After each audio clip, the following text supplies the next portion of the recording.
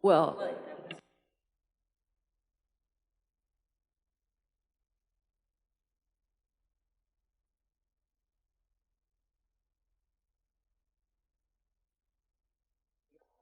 all right, we'll get started on our council meeting. The only delegation today we have is at 10:45. First thing is we need to have a motion to excuse a number of our councillors who are busy doing other things today. Tracy moves to excuse Kelly, Brian, and Anne-Marie. All in favor? Opposed? Motion is carried. Adoption of the minutes of December 19th. Can we get a motion to adopt? Clarence moves. All in favor? Opposed? Motion is carried. For post-agenda items today, we do have some in camera, some legal items. Are there any other items? Seeing none, can we have a motion to adopt? Lionel moves adoption of the agenda. All in favor? Opposed? Motion is carried. Question period, notice of motion. All right, we'll move on to bylaws. Bylaws, I guess we'll do them in order, thinking that they won't be too complicated and keep Maria waiting too long for her planning and development stuff. Bylaw 1968-19, schedule of fees. So first reading has been given to this already. It's in order to move ahead with second reading, and it probably should be as amended, and then that could be followed by third reading. Any questions for Lane or concerns before we move into the readings? We did give this first reading some time ago. All right, can we get a motion for second reading then? Tracy moves, second reading.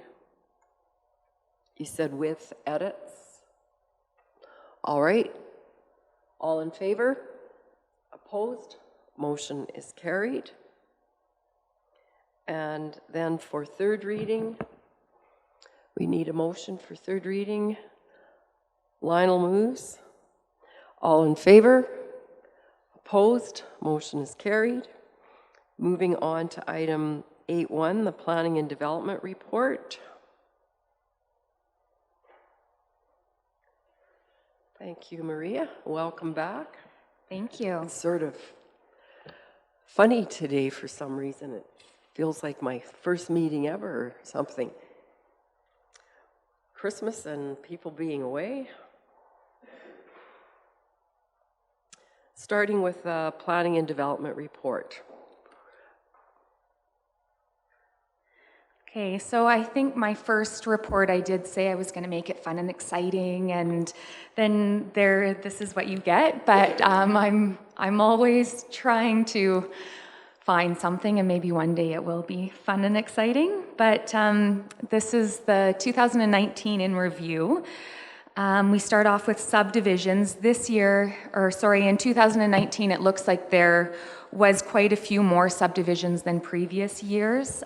Part of the reason for that is Sundial had 6 applications, which included 9 different lots, separating out portions of title that were north of a canal versus south of the canal. So that makes that number quite high.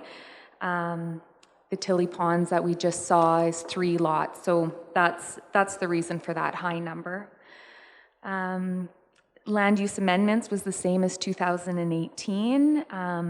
Those land use amendments included single lot agriculture to allow for subdivisions that were included more land than just the homestead. Small holdings was another one to allow for a different use on a parcel. so nothing too crazy. We are still working on our intermunicipal development plans. We have 3 left, and then we should be completed. Hopefully we'll get those done sooner than later. So that's an ongoing thing. Our department has talked a lot about solar facilities this year. Solar facilities and the effects on adjacent landowners and adjacent lands. We've looked at what other counties are doing compared to what we are doing. The tough part is that this is fairly new. There's not a lot of counties that have had solar facilities, period, or have a history of solar. So that makes it fun and exciting, but it also, you know, is a little bit scary, I think, sometimes. Makes the process exciting. So yeah, it's been interesting. Development permits, we're still working on our processes and procedures for issuing development permits, and we're trying to make it as streamlined as possible and educating developers and landowners on what can be done and what can't, and trying to give them all the possibilities and trying to make it as easy and educate them as much as possible. 2019 brought 2 new hydrovac slurry drying operations. There was a substantial addition to the Scandia Honey Company, a new school in Tilly, and the Canalta development north of the city of Brooks. So hopefully 2020 will see some construction. Construction permits. In 2019, our contract inspection agency, Park Enterprises, did a little study while they were doing their inspections, and they found that approximately 70% of residential fire alarms failed during the final inspection. So now they're working on just educating people and making sure that those things are looked at and that people are aware of the importance of fire alarms. So I think it's projects like this that really show why permits and inspections are important, and we want to help people understand the importance of construction permits, because not a lot of people see a value in that yet, but I think it is important. Because without construction permits, it could affect future sales of a property. We're seeing more realtors call in and ask about construction permits, future insurance claims, and liability risks. So hopefully we'll see. We have seen a lot of compliance with construction permits, but there's still a few kind of outstanding or people that aren't into it. So that we'll see how that goes in 2020. So that's 2019 in review. Questions? Tracy? Well, I think your report is fun and exciting, and thank you. It is nice to see the variety in your reports, and it gives it a different look each time, and I love it. So thank you. Good job. Any other questions or comments? Thanks, Maria. And is that everything for you today? All right. So we'll have a motion then. We need a motion to accept the P&D report, and Ellen has moved that. So all in favor? Opposed? Motion is carried. Thank you. Item 8.2, the ICF with Vulcan County. So this item has been reviewed and has been approved as well by Vulcan County. It is before council. I think Kevin may have some comments that he wants to share as well, or would be willing to share. The document itself is fairly streamlined compared to what we have had in place with the MD of Tabor. We already have an intermunicipal development plan in place with Vulcan that has been working for us for, I think, probably 3 years now.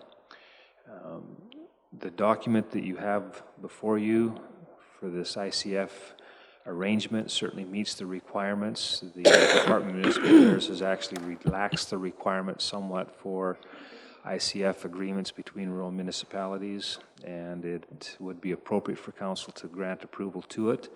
It does not require a bylaw. It can be approved by resolution. If you've got some specific questions about the content, we can address those at this time.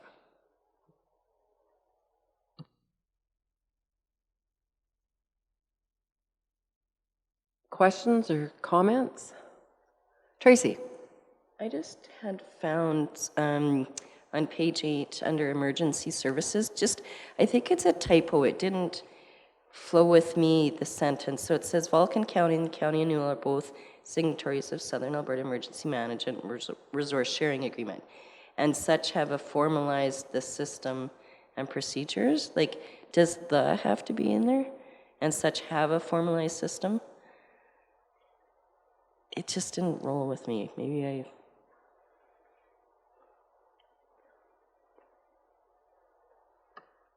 What page is that, Tracy? Page 8, right at the, just about at the bottom of the page under emergency services.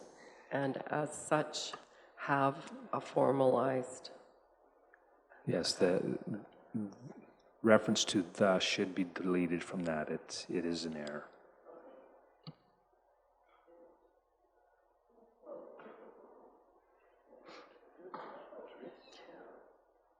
Any others? I thought the first paragraph,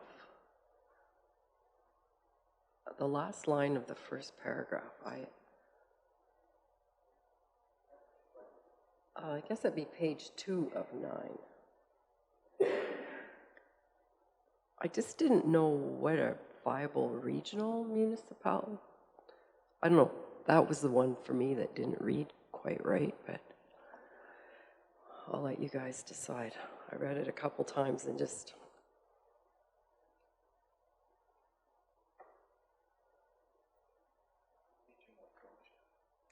Together, these same individual characteristics link them into a healthy and viable regional municipality. I don't know what that, like... Does that sound different to anybody else? The more appropriate term might be just a viable region, period. Yes. Okay, perfect. That makes me feel better because I just couldn't figure out what a regional municipality was these days.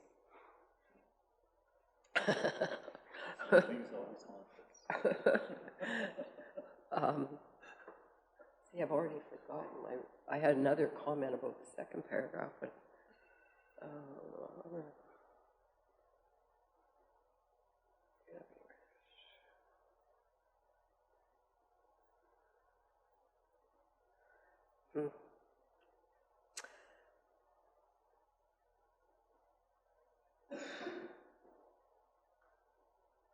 can't figure it out today what it was I found in the second paragraph, something to do with municipal collaboration.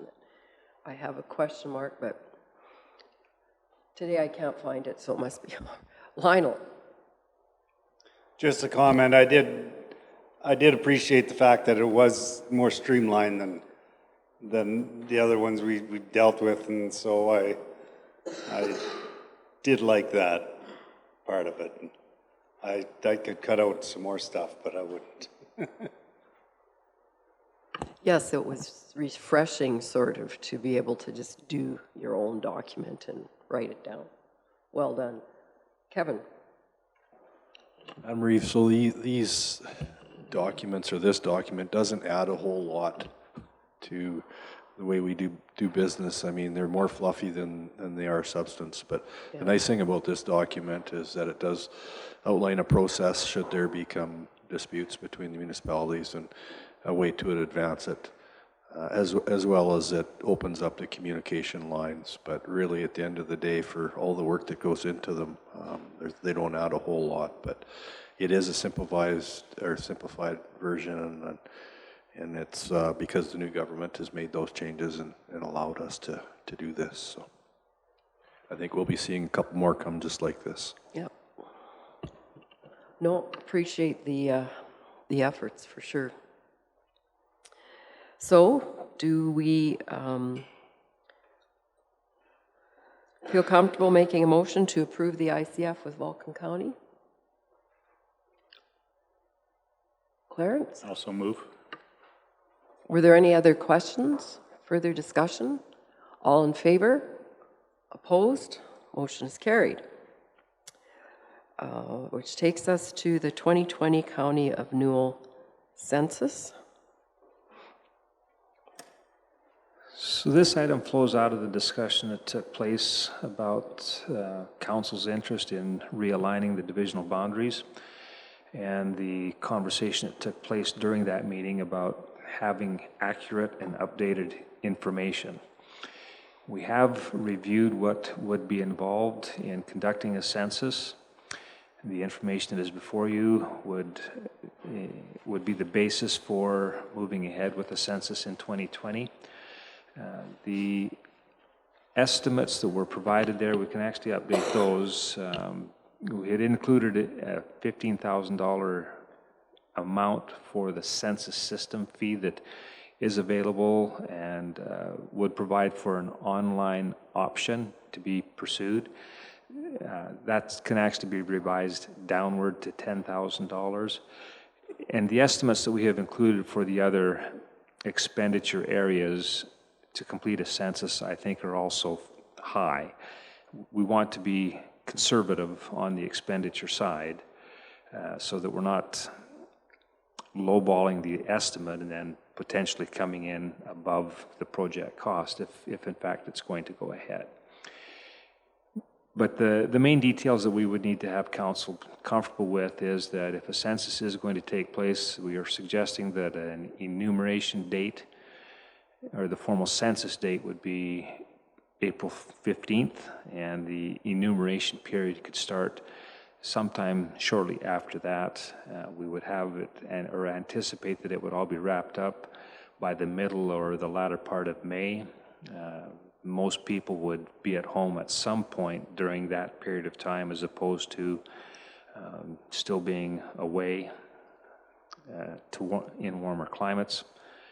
So unless council has some concerns with what we have proposed, what we would like to have council provide direction on is that you're okay with proceeding with the census based on the information that has been submitted today. Thanks, Lane. Clarence? I guess my question is to the fact that, it'd be great to do online, and if we got 100%, it'd be great. We're not going to get 100%. And whether it adds an element of more likelihood of error, and I'm not familiar what enumerators do, but if they know they have to go to every place to find out who lives there, that's fine. But if they have to check it off with an online application and they think this person lives there and they actually don't live there and so forth, I mean, how does that work? That, how do we make sure that we don't have errors? Good question. We did have a conversation, a couple of conversations actually, with the City of Airdrie. They're the ones that have developed this system, and they use it internally pretty well every year. They update their population numbers. They have also made the system available to a number of other municipalities. They said last year, I think there was 20 other municipalities that used it, and they anticipate that there's going to be about 10 others that will be using it this year. They said that the first time a municipality uses the system, there's usually about a 40 to 50% return rate of residents that use the online feature. The way the system is set up, enumerators are issued iPads and they have constant access to the data that is updated real time. And as they're going down the street, the system, the tablet, the device that they're using will tell them who has actually been online and entered their data, who has not. So they've indicated that the individuals in the residence, they could actually be online, enter their population information, and immediately the tablet device that an enumerator would have access to will be updated to reflect that that residence has been on and entered their information. So if we have a 50% response rate, then what would be required after a period of time, enumerators would go out with the tablet, and it would tell them who has not, and they would simply be knocking on the doors of those that have not entered the information. In 2009, the information that we were gathering was simply how many residents live here, what is the range for their ages. So it's not complicated. Some of the urban communities certainly request more information than that. In the case of a rural municipality, I don't know if there's other information that council would have an interest in gathering. Hopefully not, so that we can keep it as simple as possible. With regards to accuracy, individuals that go online, that are going to take the time to go online and enter the information, if we're only asking for the number of people that live there and the range of ages, I would think that it's not likely that they're going to enter inaccurate information for those two questions. So how accurate and how uniform are addresses? Like, I mean, we've got the blue signs at the farm gates, but when we get into the hamlets, and you know, I'm just going from word of mouth. People say, now we have this address, now we have that address, and how do we make sure that the address they're giving is the one that everybody understands? It's entirely possible that people still have a number posted on their residence that doesn't correspond to the assigned address that the municipality has issued.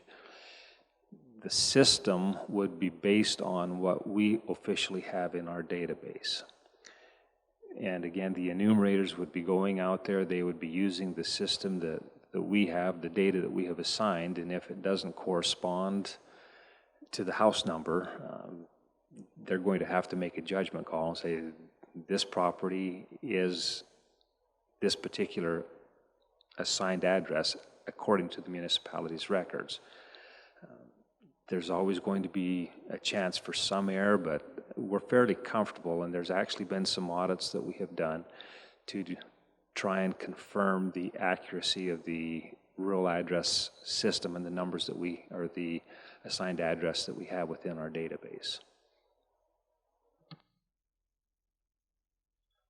So, Madam Reeve, I was just going to say to council that if there is an uncomfort to do this without budget being approved for it, that next year's 2021, I believe, is the next federal census. So, I mean, it's not like you're gaining a lot by having this done. The only thing that I like about the municipal census is they're usually more accurate to the point of residence than what the federal census is, and I do think that you should have them periodically throughout the term. But just in case, if you're interested in holding off, then there is one that comes next year, 2021.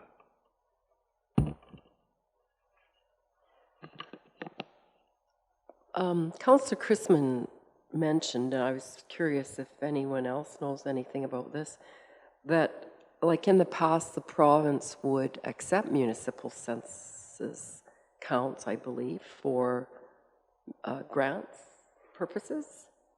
And is that changing? I don't believe that is changing. What is changing, though, the Department of Municipal Affairs used to provide training and support. They had a whole team that was made available to municipalities to help them go through the census process. And I think that they've backed off on the level of support that's going to be provided as part of their red tape reduction and budget reduction program. But I believe that they're still accepting the results.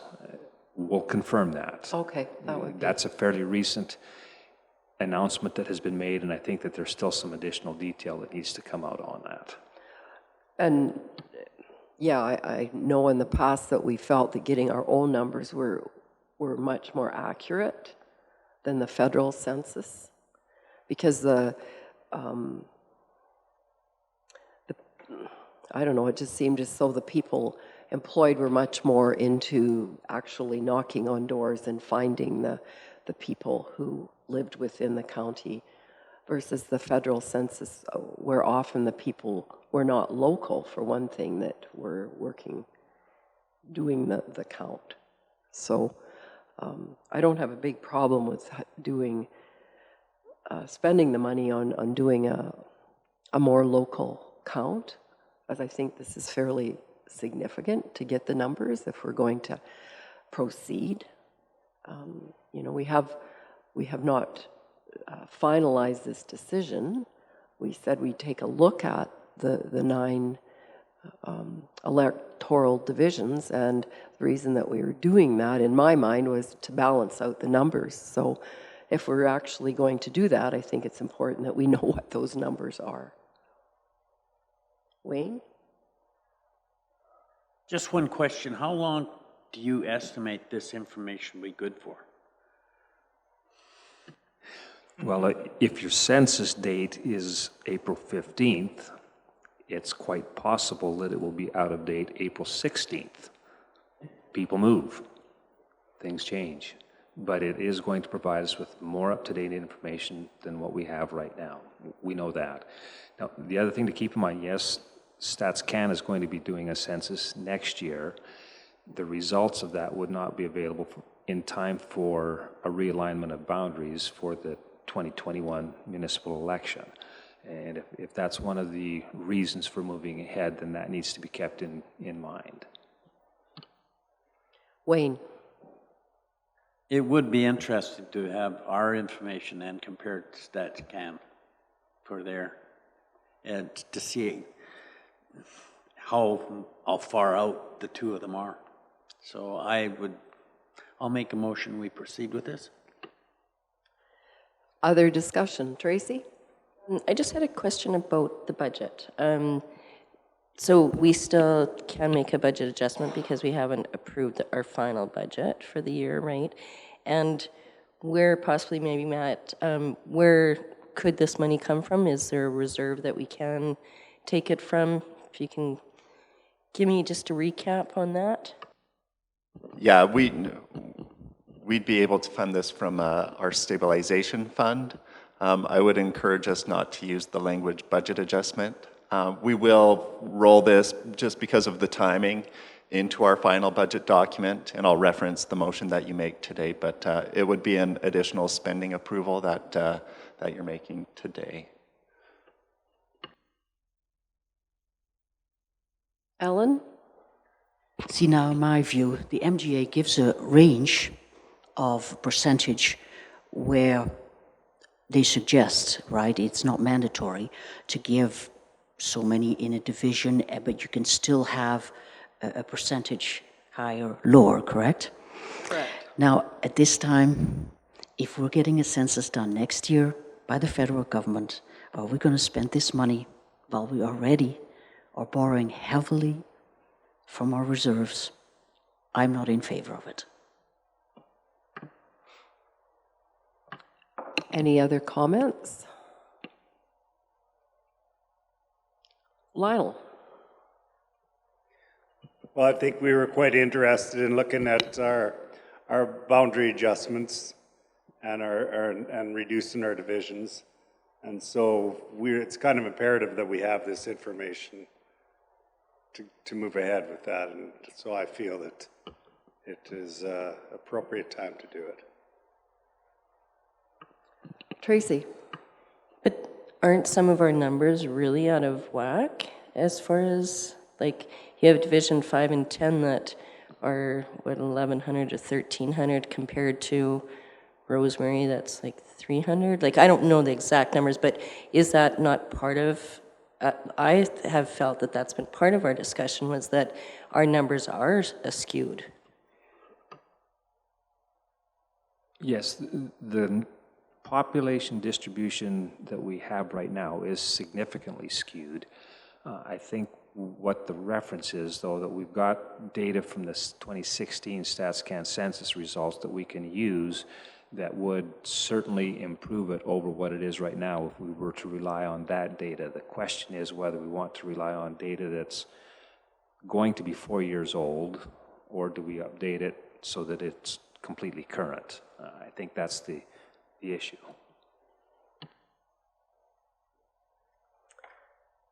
And once again, the major difference between the census that we will take and what StatsCan will take is that the numbers that we get will be down to a residential point. So anytime you redraw polygons around those residential points, you'll accurately count them, where the federal census isn't down to a point, it's down to a census area. So you have to use a formula to bring that out. And it doesn't have to be 100% accurate, but it's never accurate. So that's the only benefit, I think, is to doing the municipal, is having the up-to-date numbers and having it right down to the point. So a little bit more specific data. And we did one 10 years ago, so I don't think personally that it's an outrageous thing to do every 10 years or so. Anyhow, any other comments? All right, we have a motion made by, is it Lionel? Or Wayne, sorry, Wayne, to go ahead with the recommendation to do the census. Any further discussion? All in favor? Opposed? Motion is carried. And we will jump to item 9.1 for Cole's 10:45 a.m. utility report. Thanks, Cole.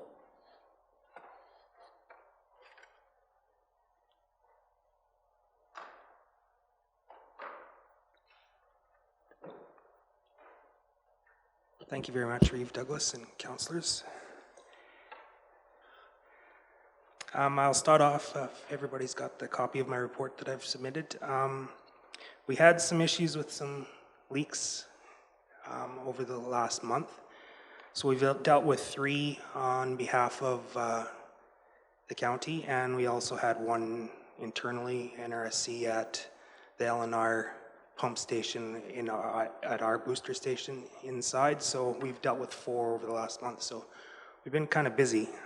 If you can see there that we had 2 in Rolling Hills, 1 at the infamous intersection, close to it anyway, not right at it, but of 3rd Street and 2nd Avenue. And it was repaired on December 18th. It was on at a T-fitting, so they had to dig down to it and repair that. And then we had one over closer to the golf course at 2nd Street and 3rd Avenue, and that was repaired. Actually, we started the repair December 31st, and it carried over to January 1st. We also had one that we noticed on the trending of our SCADA system that there was a little higher than normal water distribution numbers in Tilly.